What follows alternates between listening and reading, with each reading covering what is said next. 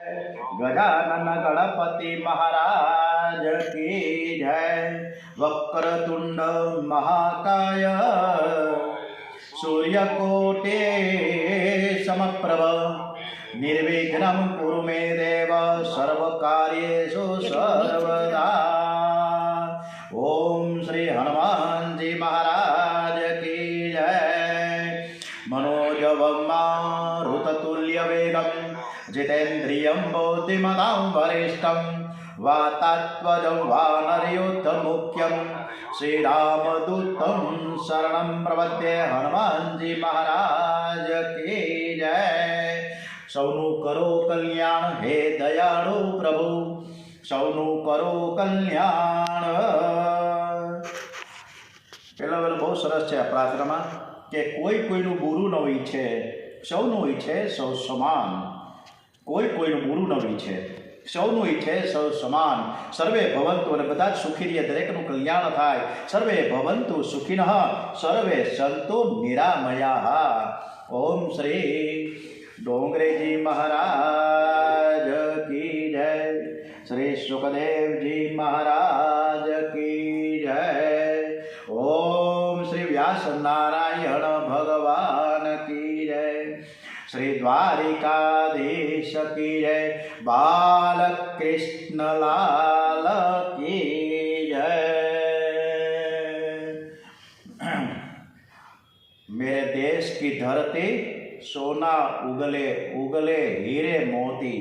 मेरे देश की धरती, આપણો દેશ હર હંમેશ ગૌરવ સાથે આગળ વધે એ ભાવ સાથે જય હિન્દુસ્તાન, વંદે માતરમ, ભારત માતા की जय, कृष्ण कन्हैयालाल की जय। ओम नमो भगवते वासुदेवाय। भागवत भगवान जी महाराज की जय। आ कथा भागवत कथा આપણે સરસ મજાની શ્રી કૃષ્ણ પરમાત્માને સરસ રીતે સંભળાવીએ અને એ પણ સ્મિત હાસ્ય સાથે આપણી કથા સાંભળે છે એવા ભાવ સાથે ખૂબ સરસ મજાની કથા સરકારી કુમારોની કથા તરફ આપણે પ્રયાણ કરીએ છીએ. ઓમ. હવે દીતીને જે ગર્ભ રહ્યો 100 વર્ષ સુધી ગર્ભ સાચવ્યો અને પછી એ તો નારાયણની લીલા શું થાય, એના પેટમાં કોણ છે, આ બધી જ વાતો, એ બધી દિવ્ય ગાથા તરફ હવે આગળ વધીએ કે કેવી રીતે આ રાક્ષસો ઉત્પન્ન થયા છે. માનસ પુત્રો સનકાદિક, સનક, સનંદન, સનાતન અને સનત કુમાર, આ બધા જ ઋષિઓને પ્રવૃત્તિ ધર્મ ગમતો નથી, નિવૃત્તિ ધર્મ ગમ્યો છે. પ્રવૃત્તિ તો પશુ પક્ષીઓ પણ કરે છે. પ્રવૃત્તિ ધર્મનું ફળ છે કામ અને નિવૃત્તિ ધર્મનું છે ફળ. હવે આ બધા જ બાળકો છે સનકાદિક ઋષિઓ, એ સંસાર છોડીને જાય, એ ગમતું નથી પરમાત્માને, બ્રહ્માજીને ગમતું નથી. તમે ક્યાં ગયા હતા ત્યારે સનત કુમારો કહ્યું છે આખું જગત ફરી વળ્યા, બ્રહ્માજીની આખી જે સૃષ્ટિ કામમય છે, અમને તો એવી તમે જગ્યા તો બતાવો કે અમે આખું જગત ફરી વળ્યા, બ્રહ્માજીની આખી સૃષ્ટિ કામમય છે અને એવી જગ્યા તમે બતાવી દો કે જ્યાં કામ નથી અને જ્યાં કામ આવી શકે પણ નહીં. ત્યારે બાળકોને કે સનત કુમારોને એવું કહેવામાં આવ્યું કે તમે કોઈ દિવસ વૈકુંઠમાં ગયા છો? વૈકુંઠ ધામમાં કામને પ્રવેશ મળી શકે જ નહીં. કામ એ તો રજોગુણનો દીકરો છે. વૈકુંઠ અતિ શુદ્ધ સત્વમય દિવ્ય ભૂમિ છે. તમે ત્યાં જઈને નારાયણના દર્શન કરો. હવે સનત કુમારો આદિ નારાયણના દર્શન કરવા માટે વૈકુંઠમાં જાય છે. વૈકુંઠના એક દ્વારમાં 7 દ્વાર છે. એક દ્વારમાં છે ને પાર્ષદો, બે પાર્ષદો પહેરો ભરી રહ્યા છે, સિક્યોરિટી ગાર્ડ. પાર્ષદો પણ ભગવાન જેવા ચતુર્ભુજ અને દાસીઓ પણ લક્ષ્મીજી જેવી લાગે છે. ઈશ્વર જ્યારે આપે છે ને ત્યારે આપવામાં ક્યારેય સંકોચ રાખતો જ નથી. અને આપણે કોકને 50-100 રૂપિયા દેવો હોય ને તો અનેક પ્રકારની વિચારો કરીએ કે આપવું કે ન આપવું. એમાં કોકે વળી 5000 રૂપિયા માંગ્યા હોય કે મારી મા બીમાર છે હોસ્પિટલમાં, મારે જરૂર છે પૈસાની, આપવા કે ન આપવા, આપવા કે ન આપવા. આવા ગળમથલમાં પછી એને ફોન કરીએ કે ભાઈ હમણાં મારી પાસે પૈસા નથી, હું નહીં આપી શકું તમને. એટલે આપણે આપવામાં સંકોચ કરીએ છીએ, પણ ભગવાન ક્યારેય આપવામાં સંકોચ કરતા જ નથી.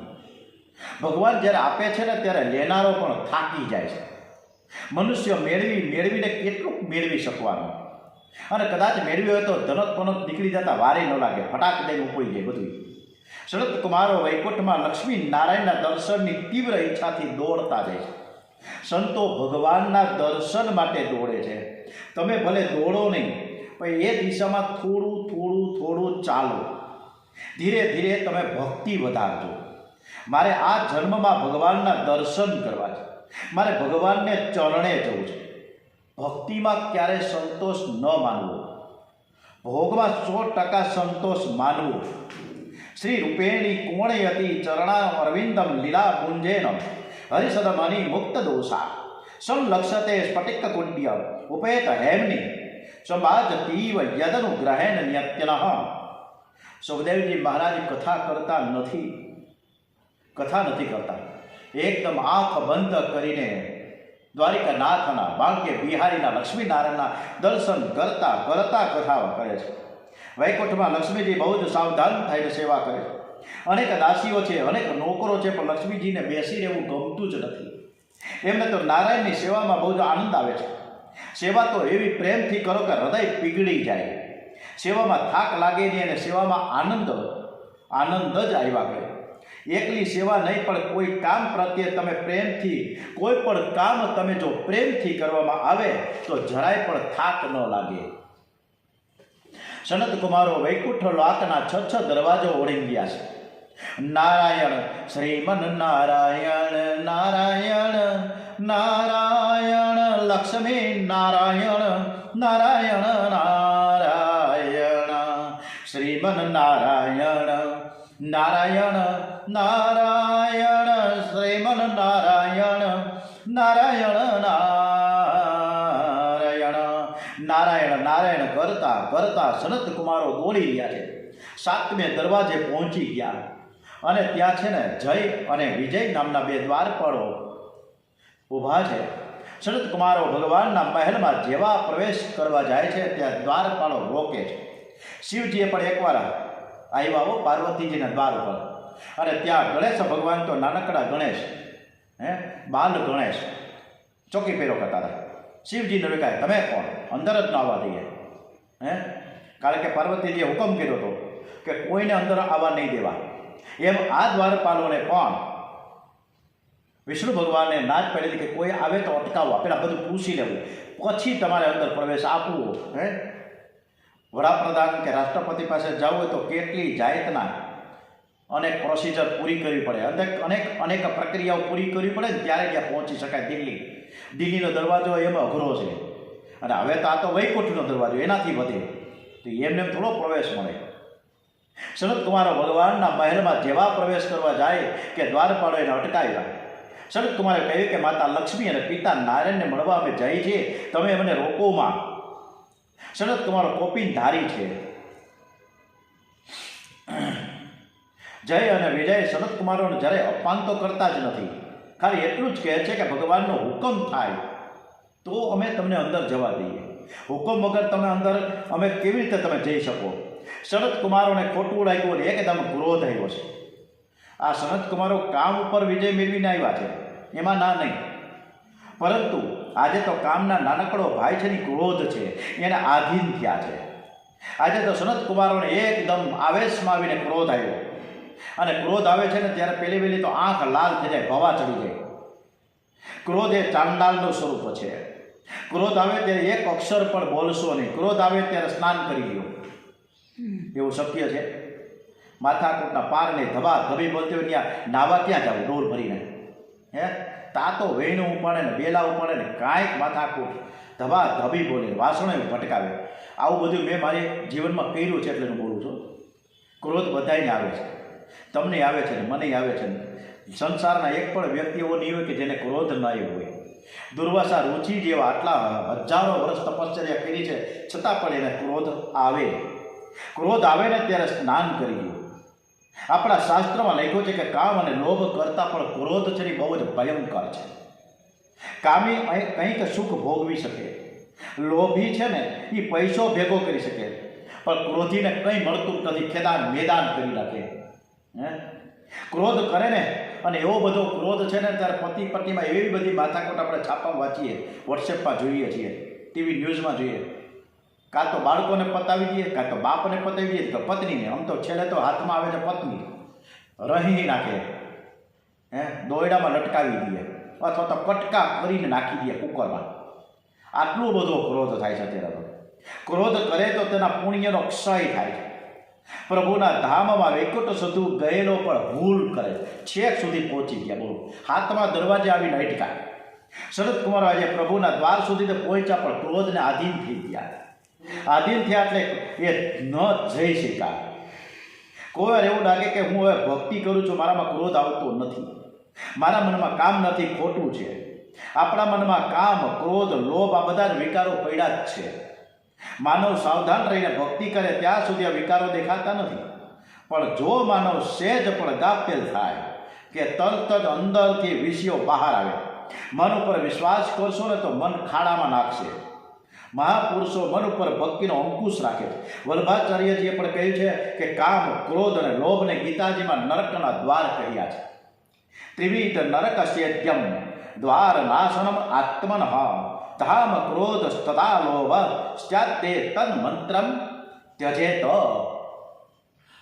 આ બધા સંસ્કૃતના શ્લોકમાં વ્યાકરણની અશુદ્ધિ રહી જાય છે મારાથી.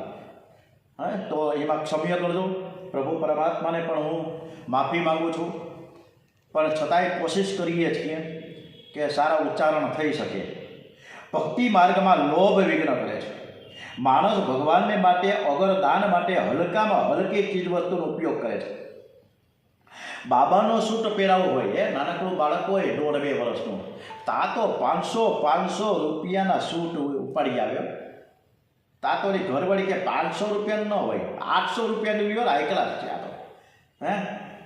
અને ઠાકોરજીના વાઘા કરવા માટે ક્યાંક હવેલી ગલીમાં જઈ 25 રૂપિયાનો વાઘો ઉપાડી આવે, ખાલી 25. એમાંય પછી બાર્ગેનિંગ કરે, ભાઈ 20 રૂપિયામાં નહીં, હવે 20 રૂપિયામાં 25 રૂપિયામાં વાઘા લઈને આવે. અને આપણે હવે તો બ્રાન્ડેડ કપડાં પહેરીએ છીએ, બ્રાન્ડેડ સિવાય તો વાત જ નહીં. એવાય મને એક જણાએ મારી કીધું કે તમે સ્ટ્રક્ચર, મને બોલતા નથી આવડતું, કઈ કંપની છે મને ખબર નથી, પણ એવું કંઈક સ્ટ્રક્ચર એવું કંઈક છે, બૂટના, ચંપલ બૂટ હશે. અને મને એવું કીધું બ્રાન્ડેડ બોલો. હવે તો તમારે 50,000 રૂપિયાનું પેન્શન છે. આ સ્કેચર, હાલો, હા. તો હું ગયો એ સ્કેચર કે જે કંઈ બ્રાન્ડેડ દુકાનમાં, હું હમણાંની વાત કરું છું, 4-6 મહિનાની. તો ત્યાં જઈને મેં કીધું ભાઈ મારે બૂટ લેવાય, મારા છોકરા વાહે પડ્યા છે. તો મને તો બતાવ્યું, હજી તો પગે નહોતો રહ્યો. મેં કીધા કેટલા કે ના, આપણે પેલા ભાવ તો પૂછીએ ને. તો ઓલો ભાઈ દુકાનવાળો કહે આ 5,000થી શરૂ થાય, તમે જે હાથમાં લીધે ને એના 6,000 રૂપિયા છે. મેં તો ભાઈ મારું કામ નથી, હું લઈ શકું છું, પણ આપણે જ્યારે એ સમયથી 23 વર્ષથી લઈને આજે 67 વર્ષ સુધી જે સંઘર્ષ કર્યા છે આપણે ન પહેરી શકીએ. આપણામાં હિંમત નથી.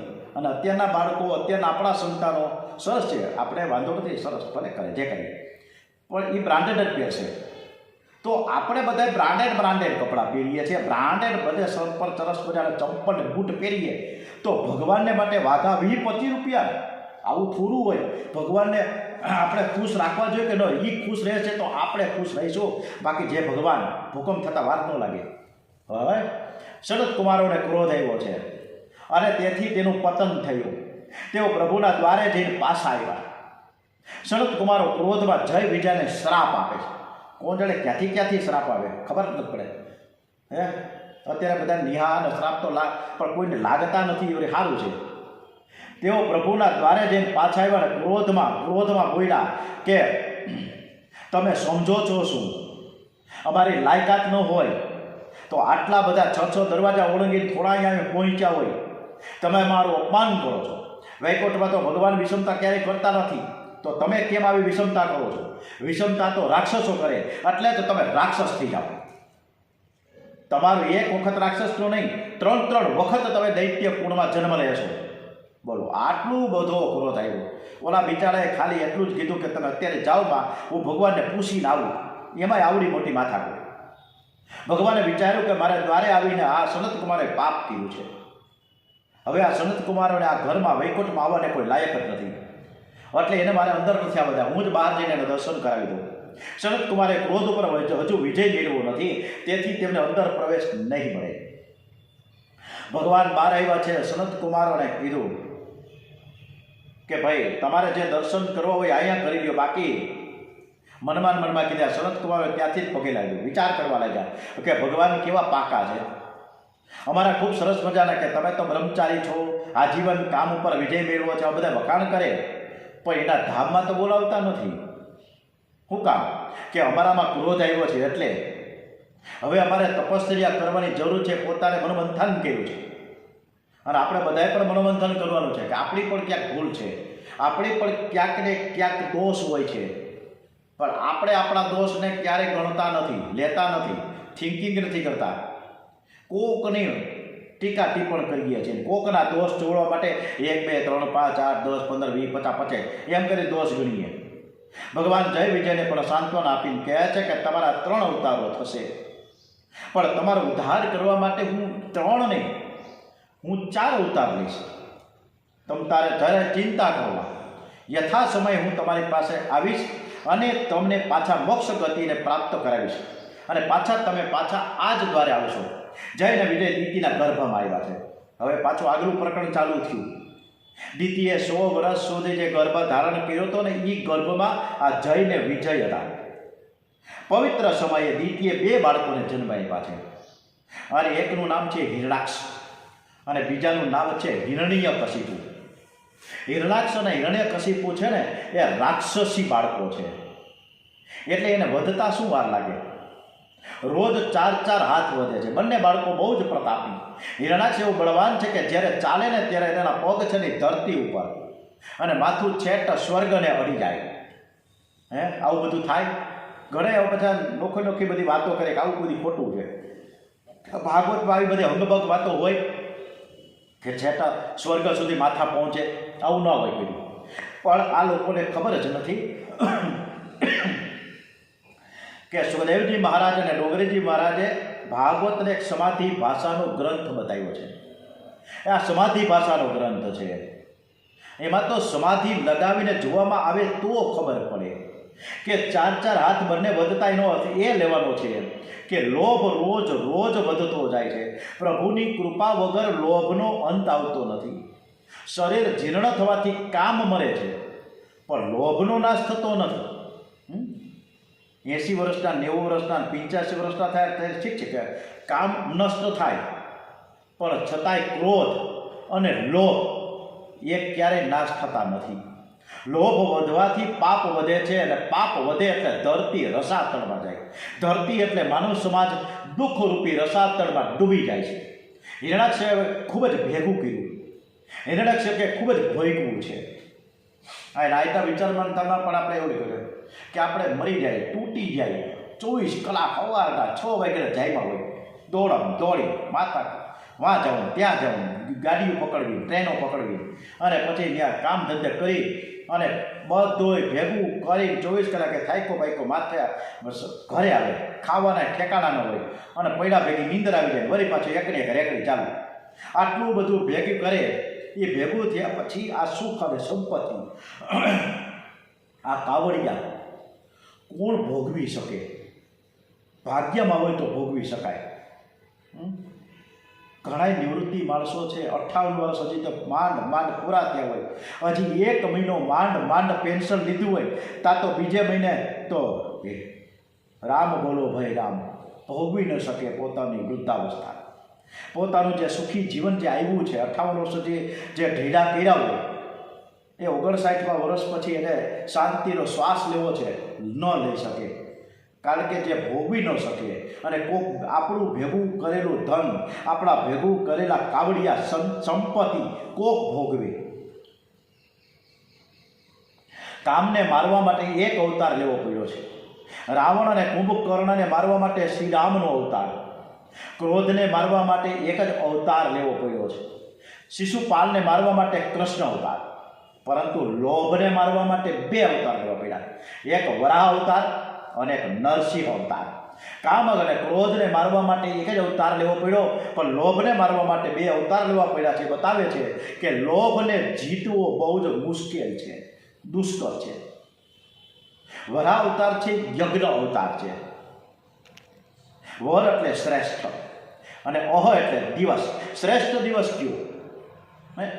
આપણે સારામાં સારા ચોઘડિયા કે આપણે સારું સત્કાર્ય કરવું છે ને, તાતોલા ચોઘડિયા શાસ્ત્રીજીને ફોન કરીએ, ચંદ્રશેખર સાહેબ, પંડિતજીને વાત કરે છે, ચંદ્રશેખરજીને, કે ભાઈ મારે આવું એક ગૌશાળામાં જવું છે, 21,000 રૂપિયા મારે જમા કરવા છે, મને સારું ચોઘડિયું આપો ને, મારે સારું મુહૂર્ત કાઢીને આપો તો હું એ ગૌશાળામાં પૈસા દેવા જાઉં. આવું થાય. પણ ક્યારે એવું આપણે કામ એવું કરતા હોઈએ છીએ, ખોટા કામો, ખોટા ક્રોધો, કોકની નિંદા, ત્યારે તો પૂછતા નથી પંડિતને ચંદ્રશેખરજીને કે મારે આવું ખોટું કામ કરવું છે તો તમે મુહૂર્ત આપો ને. એવું તો કંઈ થતું જ નથી. ત્યારે તો ગમે કંઈ મુહૂર્તને એકબીજાને 1, 2 ને 3. વરા ભગવાને પૃથ્વી જે પાતાળમાં છે તેને બહાર કાઢી અને પૃથ્વીને પોતાની પાસે ન રાખી, પછી 13 તુજકો અર્પણ મનુ મહારાજને સોંપી દીધી. પોતાની પાસે જે આવ્યું તે બીજાને આપવું એ જ સંતોષ છે. હવે વરાનારાયણ પૃથ્વીના રસાતળમાંથી બહાર લઈને આવતા હોય છે. હવે આ કથા સરસ રીતે આગળ વધી રહી છે. રસ્તામાં બંનેનો ભેટો થયો. વરાનારાયણનું સ્વરૂપ જોતા હિરણાક્ષ હસવા લાગ્યો કે આ તો ડુક્કર દેખાય છે, અને ડુક્કર તરીકે જોઈને ઘણી નિંદા કરી. હિરણાક્ષ નિંદા કરતો જ જાય છે. અને છતાંય શ્રીધર સ્વામીએ, ખૂબ સરસ મજાના શ્રીધર સ્વામીએ એ હિરણાક્ષની જે નિંદા ભરેલી શબ્દોની સ્તુતિ હતી અને એમાં સારા શબ્દોથી નવાઈ જાય. હિરણાક્ષ તો અભિમાનમાં ગમે તેવું બોલે, પણ વાઘદેવીના પતિ તો નારાયણ છે. વાઘદેવી ભગવાનની નિંદા કરે જ નહીં, એ તો પરમાત્માની સ્તુતિ કરે છે. હિરણાક્ષે વરાહ ભગવાનને ડુક્કર જેવા કહ્યા છે, ત્યારે વરાહ ભગવાને હિરણાક્ષને કૂતરા જેવો કહ્યો. બંને વચ્ચે વાઘ યુદ્ધ થયું. સર્વે પાપનું મૂળ છે વાણી છે. ઉચ્ચાર વગર પાપ થતું નથી. પછી બંને એકબીજા સાથે બાયખલા, અને છેટે વરાહ ભગવાને હિરણાક્ષના કાનના ભાગ ઉપર પ્રહાર કર્યો અને ચક્કર આવતા નીચે પડ્યો અને ત્યાં જ મૃત્યુ પામ્યો. દેવો અને ગંધર્વો બોલીએ છીએ વરાહ નારાયણ ભગવાન કી જય. હિરણાક્ષનો ઉદ્ધાર કર્યો છે. પ્રભુએ ધરતીની સ્થાપના જળમાં કરી, મનુ મહારાજને પૃથ્વીનું રાજ્ય સોંપ્યું, અને પછી ભગવાન વરાહ વૈકુંઠમાં પધાર્યા છે. આ રીતે વરાહ ભગવાનની કથા ખૂબ સરસ મજાની કહી. એ પછી વિદુરજી એમ કહે છે કે હવે મારે કપિલ નારાયણ ભગવાનની કથા ઈચ્છા છે, તો તમે અમને કપિલ મહામુનિનું પ્રાગટ્ય કેવી રીતે થયું, એમણે પોતાની માટે શું સંદેશા આપ્યા છે, આ બધું જ સાંભળવાની મારે ઈચ્છા છે. સુખદેવજી મહારાજને પરીક્ષિત રાજા ને મૈત્રી ઋષિને વિદુરજીના કથા સંભળાવે છે. એકબીજા કનેક્ટેડ છે. હવે પરીક્ષિત રાજા આ રીતના પ્રશ્ન પૂછે છે, તો વિદુરજી મૈત્રી ઋષિને આ પ્રકારનો પ્રશ્ન પૂછ્યો કે મારે કપિલ નારાયણ ભગવાનની કથા સાંભળવાની ઈચ્છા છે. તો આપણે કપિલ ભગવાન તરફની કથા તરફ આગળ વધીએ. અગર ખુદા દે નજર તુમકો, અગર ખુદા દે નજર તુમકો તો સબ સુરત ખુદા કી હૈ. જ્યાં પોઝિટિવિટી છે, વિચારધારા જેની પોઝિટિવ છે, તો ત્યાં બધી પોઝિટિવ જ દેખાશે. પણ જેની વિચારધારા જ નેગેટિવ છે, તો એને બધા જ માણસો જ નેગેટિવ દેખાશે. માનવનું જ્ઞાનથી અજ્ઞાનથી ઢંકાયેલો છે. અજ્ઞાન દૂર થાય કે જ્ઞાન અંદરથી સ્ફુરણ પામે છે. પથ્થરમાં મૂર્તિ હોય છે, પણ તે આપણને દેખાતી નથી.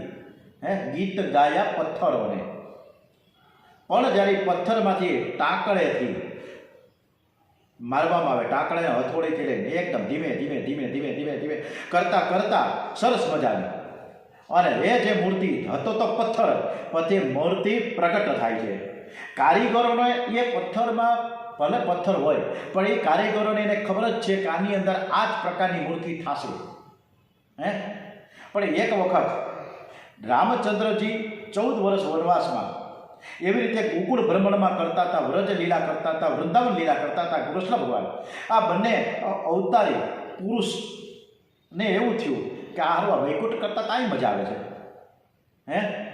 એટલે એક વખત ફરતા ગયા વ્યાસ રામચંદ્રજીને કૃષ્ણ કન્યા તો ઓલો કારીગર હતો ને એ ટાકડેથી એક પથ્થર ઉપર ટાંકડું મારીને કરતો હતો, ટક ટક ટક ટક ટક ટક. એટલે કૃષ્ણ ભગવાનને રામચંદ્રજી ભેગા થઈને વાત કરી કે ભાઈ શું કરી રહ્યો છે? અરે ભાઈ, ઠાકોરજીની મૂર્તિ બનાવું છું, તમને ખબર નથી? આ જુઓ ને, અહીંયા મારે ચિત્ર તૈયાર છે, મારી સામે રાખ્યું છે, એ પ્રમાણે આખી હાઈ ક્લાસથી મારે મૂર્તિ ઘડવી છે. ત્યારે કૃષ્ણ ભગવાનને રામચંદ્રજી એમ કહે, અરે ઘડવૈયા, મારે ઠાકોરજી નથી થાવું. એ ઘડવૈયા, મારે ઠાકોરજી નથી થાવું. ઘડવૈયા, મારે ઠાકોરજી નથી. જો જ્યાં છું અમે હારા છીએ, અહીંયા મજા છે, વૈકુંઠમાં મજા નથી. એમ આપણા ભારત દેશમાં આવા ભગવાનના 24 અવતારો જે થયા છે એ આપણા દેશમાં થયા છે. કેનેડા નથી થયા, અમેરિકા નથી થયા, ઓસ્ટ્રેલિયા નથી થયા. એટલે જ આપણો દેશ મહાન છે. આપણો દેશ એટલે જ મહાન છે. તો આ કારીગર પથ્થરમાંથી મૂર્તિ ઉત્પન્ન નથી કરતો, પણ મૂર્તિને જે ઢાંકનારો જે ભાગ છે એ યુક્તિથી એકદમ એની કારીગરીથી બહાર કાઢે છે અને મૂર્તિને પ્રગટ કરે છે. કર્દમ ઋષિએ અનેક વર્ષો સુધી પરમાત્માનું આરાધન કર્યું છે. હરે કૃષ્ણ હરે કૃષ્ણ કૃષ્ણ કૃષ્ણ હરે હરે. શરીરમાં હાડકા જ બાકી છે. કર્દમની તપશ્ચર્યા જોઈ ચતુર્ભુજ નારાયણ પ્રત્યક્ષ પ્રગટ થયા છે. કર્દમ ઋષિ ભગવાનના દર્શન કરી રહ્યા છે. આજે મારી આંખ સફળ થઈ. કર્દમ ઋષિના દુર્બળ શરીરને જોતા ભગવાનની આંખોમાં આંસુ આવી ગયા છે. નેત્રાન્ય પતનમ સર્વંબે બિંદવ. ઠાકોરજીની આંખમાંથી પ્રેમારસુર નીકળ્યા અને પ્રેમારસુર વહ્યા અને એનું થઈ ગયું છે સરોવર. અને વૈષ્ણવ એને બિંદુ સરોવર કહે છે. અને જે વૈષ્ણવ સિદ્ધપુરની જાત્રા કરી છે ને ખબર છે કે સિદ્ધપુરમાં બિંદુ સરોવર છે, એમાં સ્નાન કરવું જ પડે. તમે ખૂબ ધ્યાન કરશો ને તો ભગવાન તમારા ઉપર પ્રસન્ન થશે, દર્શન આપશે. ભગવાનનું ધ્યાન ન થાય તો વાંધો નહીં, પણ સાવચાત રહેજો, સાવચાત રહેજો. એકદમ એલર્ટ રહેવાનું છે કે તમારું મન સંસારના વિષયોમાં સ્થિર ન થાય. તો તમારું મન એ સંસારના વિષયોમાં આપણે લગાવવાનું છે, એકદમ ઓતપ્રોત કરવાનું છે. આંખ રતનનું તમે જતન કરજો. આંખની શક્તિ છે ને એ જરાય વેડફાતા નહીં. નકરામાં મોતી આવી જાય, 60,000 ને 62 મેર મોતી ઉતરે, 62,000 રૂપિયા, અને પાછા દેખતા થઈ જાય માણસ. આ બધી કુદરતની કરામતની સામે વૈજ્ઞાનિકો પણ જોરદાર કરે. પોતાને ક્યાંથી કાઢે. સંસારનું સૌંદર્ય શરણિક છે. હમણાં મે મહિનાનું વેકેશન આવશે ને ત્યારે અમે કાશ્મીરનો પ્રવાસ કર્યો. ઓહો, અદ્ભુત ધરતીનું સ્વર્ગ એટલે કાશ્મીર. મસ્ત મસ્ત સિનરી મસ્ત મસ્ત. પણ જેને કાશ્મીર બનાવ્યું છે એ કેવા સુંદર હશે. એ કૌન ચિત્રકાર હૈ, એ કૌન ચિત્રકાર, એ કૌન ચિત્રકાર હૈ, એ કૌન ચિત્રકાર હૈ. તો કાશ્મીર બનાવવાળો કેવો બધો એ શ્યામ સુંદર સુંદર સુંદર સુંદર હશે. એ તો નિત્ય નિત્ય નિત્ય સુંદર છે. પ્રભુએ કર્દમ ઋષિને વરદાન માંગવા કહ્યું છે. કર્દમ ઋષિએ પરમાત્માને કહ્યું કે જુષ્ટમ બતાધ્યામ અખિલમ સત્વ રાસસ્વ સાંસિધ્યમ અશ્લોસ્તવ દર્શના અન્ન યદ દર્શનમ ધર્મ ભીરે અય્ય સદભીરા શાસતે યોગીનો રૂઢ યોગા. હે પ્રભુ, તમારા દર્શન પછી હું શું માંગુ? હું તમારા દર્શનથી ધરાતો નથી. જે ભગવાનના દર્શન કર્યા પછી લૌકિક સુખની જે માંગણી કરે છે એ જીવ મૂર્ખ છે, અજ્ઞાની છે. પણ બ્રહ્માજીએ મને આજ્ઞા કરી છે. એને બ્રહ્માજી યાદ આવ્યા કર્દમ ઋષિને. શું કે લગ્ન કરવાની જો ઈચ્છા છે, કર્દમ ઋષિએ કીધું કે તારે વંશવારસો આગળ વધારવાનો છે, તારે સંસારે બનાવવાનો છે, ગૃહસ્થ જીવન પણ કરવાનું છે. એટલે હવે મારી તમે બહુ મને કહો છો તો બ્રહ્માજી મને એક આદેશ કર્યો છે કે તારે લગ્ન જીવનમાં જવાનું છે. તો હવે મારે લગ્ન કરવું છે, પણ મનમાં એવી ભાવના છે કે ઘરમાં જ મને સત્સંગ મળવો જોઈએ. સ્ત્રી સંગ માગતો નથી, પણ હું સત્સંગ માગું છું. મને એવી સ્ત્રી આપો કે મને ભગવાન તરફ વાળે, પાપ કરતા અટકાવે. હું કામ પત્ની નહીં પણ હું ધર્મ પત્ની માંગુ છું. અને આ ધર્મ પત્નીની વાત આવે ને ત્યારે મને તરત જ જલારામ બાપા યાદ આવે. વીરપુરના જલારામ બાપા અનક્ષેત્ર એક નાનકડું ગામડામાં એ જલારામ બાપુ એ લોહાણાનો દીકરો, અને જ્યારે એક નાના એક બે રોટલાથી ચાલુ કર્યું અને કોઈ પણ માણસ, કોઈ પણ વ્યક્તિ, કોઈ પણ સાધુ સંત, કોઈ પણ ભિક્ષુ વીરપુરમાં આવે એટલે એના આંગણે આવ્યા વગર ન રહીએ અને રોટલો ખવડાવી જાય. પછી બપોરના 12 વાગે આવે કે બપોરના 3 વાગે આવે, સાંજના 7 વાગે આવે કે રાતના 10 વાગે આવે, ત્યાં રોટલો મળે. એટલે જલારામ બાપાના ધર્મપત્ની વીરબાઈ માને આપણે સેલ્યુટ મારવી જોઈએ કે જલારામ બાપાનો અવિરત અન્નક્ષેત્ર જો આગળ વધારવાનો પ્રયત્ન કર્યો હોય ને, પૂરેપૂરો અથાગ મહેનત કરી હોય તો એ વીરબાઈ માએ કરી છે. ભગવાને કહ્યું છે કે 2 દિવસ પછી મનુ મહારાજ તમારી પાસે આવશે અને પોતાની પુત્રી દેવહૂતિ તમને આપશે. દેવહૂતિ ખૂબ જ સુંદર અને સુશીલ છે. એ કન્યા સાથે તમે લગ્ન કરો, તમારા ગ્રહસ્થ શ્રમ જગત અને આદર્શ રૂપ થશે. હું તમારે ત્યાં પુત્ર રૂપે આવીશ. મારે જગતને ઉપદેશ કરવો છે. પ્રભુએ કરદમ ઋષિને વરદાન આપ્યું, ભગવાન અંતર ધ્યાન થયા છે. હવે પતિ પત્ની પવિત્ર જીવન જો ગાળે ને તો ભગવાનને પણ ઈચ્છા થાય કે મારે ત્યાં જન્મ લેવા જવું છે. આ બાજુ મનુ મહારાજને પણ કન્યાની ચિંતા થઈ. કન્યા મોટી થતી જાય છે. જેમ જેની દીકરીઓ હોય, જેમ મોટી થાય તેમ ચિંતા વધે મા બાપને કે સારું ઠેકાણું મળી જાય તો સારું. કન્યા મોટી થઈ ગઈ છે, મારે એનું લગ્ન કરવું છે. મનુ મહારાજ ચિંતામાં બેઠા હતા ત્યાં દેવર્ષિ નારદ પધાર્યા છે. એમની ચિંતાનું કારણ પૂછતા દેવર્ષિ નારદે કહ્યું છે કે તમારી પુત્રી છે દેવહૂતિ, એનું લગ્ન તમારે કરદમ ઋષિની સાથે કરવાનું છે. મનુ મહારાજ, શત્રુપા અને દેવહૂતિ દેવર્ષિ નારદના કહ્યા મુજબ રથમાં બેસીને કરદમ ઋષિના આશ્રમે આવ્યા. કરદમ ઋષિનો આશ્રમ છે અતિ દિવ્ય છે. આશ્રમના ઝાડ પણ સાત્વિક છે. એ વૃક્ષોની છાયામાં કોઈ ઋષિકુમાર સંધ્યા કરે છે તો કોઈ ગાયત્રી મહામંત્ર ઓમ ભોર ભૂર્વઃ સ્વાહા તત્સવિતુર્વરેણ્યમ ભર્ગો દેવસ્ય ધીમહિ ધિયો યો નઃ પ્રચોદયાત. ગાયત્રી મંત્રની વાત આવી ત્યારે મને બ્રહ્મ વર્ચસ્વ લેબોરેટરી શાંતિકુંજ હરિદ્વાર ત્યાં હું તમને લઈ જાઉં છું. ત્યારે બ્રહ્મ વર્ચસ્વ લેબોરેટરીમાં જ્યારે પ્રવેશ કરો ત્યારે વૈજ્ઞાનિક ઢબે તમારે અંદરના સ્પંદન કેવા થાય છે. ઓમ ભૂર્ભુવઃ સ્વઃ તત્સવિતુર્વરેણ્યમ ભર્ગો દેવસ્ય ધીમહિ ધિયો યો નઃ પ્રચોદયાત. આ પ્રકારના જુદા જુદા આપણા અંગના ક્યાં બિંદુ ઉપર આ સ્પંદન થાય છે. ખૂબ સરસ મજાનો બ્રહ્મવર્ચસ્વ લેબોરેટરીમાં જવાનું છે. શાંતિકુંજ હરિદ્વાર તપસ્વી તપોનિષ્ઠ શ્રી રામ શર્મા આચાર્યજીને વંદન કરીએ. અને અત્યારે મહાસુદ ત્રીજ છે. આજે મહાસુદ ત્રીજ છે અને નોરતા ચાલુ છે. જે ત્રીજું નોરતું છે 1 ફેબ્રુઆરી છે અને શનિવાર અને હનુમાનજીનો વાર છે કે જય હનુમાન જ્ઞાન ગુણ સાગર, જય કપીશ તેહુ લોક ઉજાગર, રામ દૂત અતુલિત બલ ધામા, અંજની પુત્ર પવન સુત નામા. હનુમાનજી મહારાજના ચરણોમાં વંદન સાથે દેવર્ષિ નારદના કહ્યા પ્રમાણે આવ્યા છે કરદમ ઋષિના આશ્રમમાં. પશુ પક્ષીઓ પણ ત્યાં વેરને ભૂલી જઈને પ્રેમથી રહે છે.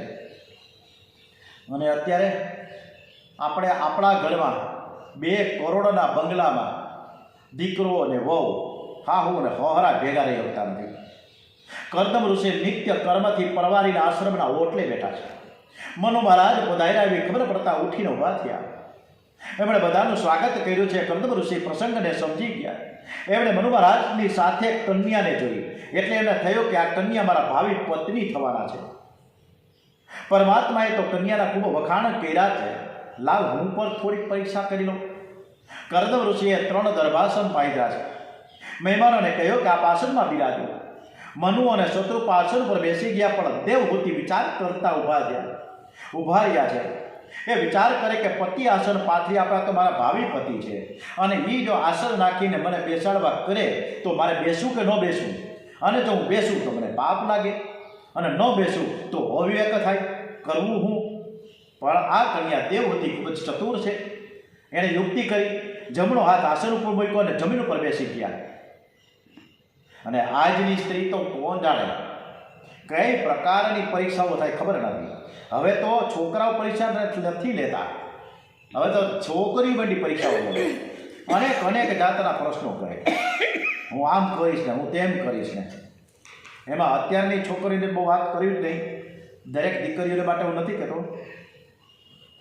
પહેલાં તો હું દરેક માતાઓને એક વિનંતી કરીશ કે જે દીકરીઓને વળાવવાની છે અત્યારથી જે મનોમંથન કરે કે આપણી દીકરીને અત્યારે પાલી પોસીને મોટી કરી છે અને હવે પછીનું ઘરથી સસરા પક્ષે છે, જ્યાં જશે ત્યાં સુખી જ છે. એટલે જ્યાં પછી વારંવાર મોબાઈલ ન કરવા, નકર રોજ ઉઠીને મોબાઈલ જ કર્યા કરે. કેમ છે હાહું ને હવારાનું, કેમ છે નણંદ અને ભોજાઈ બરોબર છે કે નહીં, કાંઈ તકલીફ તો નથી ને. રોજ ઉઠીને ફોન કરીને આવી રીતના ઉશ્કેરણી કરવામાં આવે છે અને એ દીકરી 2-5 મહિનામાં પાછી ઘરે આવે. વિનંતી છે કે જે દીકરી જે ઘરે ગઈ છે તો શાંતિથી છે ભાઈ, બરોબર છે, અને જ્યાં છે એ હચવાઈ ગઈ છે. આપણે 10-10 વર્ષ સુધી શક્તિ કરી છે, તો આ કદાચ 6-8 મહિના કરે તો શું વાંધો છે, કાંઈ તકલીફ નથી. અને અત્યારે દીકરીઓને બધાને વહુની જેમ કોઈ સાચવતું નથી, દીકરીની જેમ સાચવે છે. પણ છતાંય હું કામ ઉપાડા લેવા જોઈએ કારણ વગરના. કરદમ ઋષિ દેવહૂતિની આ ચેષ્ટાને પામી ગયા છે અને તેમના મનને સંતોષ થયો છે. મનુ મહારાજ અને શત્રુપાએ પોતાની દીકરી દેવહૂતિનો સ્વીકાર કરવા વિનંતી કરી. કરદમ ઋષિએ કહ્યું કે તમારી પુત્રી સાથે લગ્ન કરતાં મને જરૂર આનંદ થાય છે, પણ મારે સાવધાન થઈને લગ્ન કરવું છે. મારે કામનો વિનાશ કરવો છે. લગ્ન વિલાસ માટે નહીં, પણ કામનો વિનાશ કરવા માટે લગ્ન છે. લગ્ન કરવું એ પુણ્ય છે. અને લગ્ન કરવા માટે અત્યારે તો સ્વસ્તિ વાચનના શ્લોકો બોલવામાં આવે છે. અને કન્યાદાનના મંત્રમાં એવું લખ્યું છે, સંતત્યા ઇતિ એક વચનમ સંતતિ. એવું કહ્યું નથી કે વંશનું રક્ષણ કરવા માટે હું કન્યાને એવી રીતના કહેવામાં આવ્યું છે કે અર્પણ કરું છું.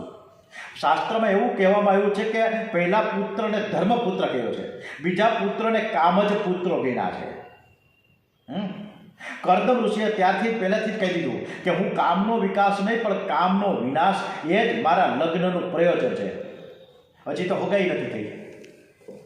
અને એક ઠેકાણે તો હગાઈ વખતે એક દીકરીએ અને એક દીકરાએ હામાં એક રેસ્ટોરન્ટમાં હોટલમાં 2-4 વાર ભેગા થયા છે.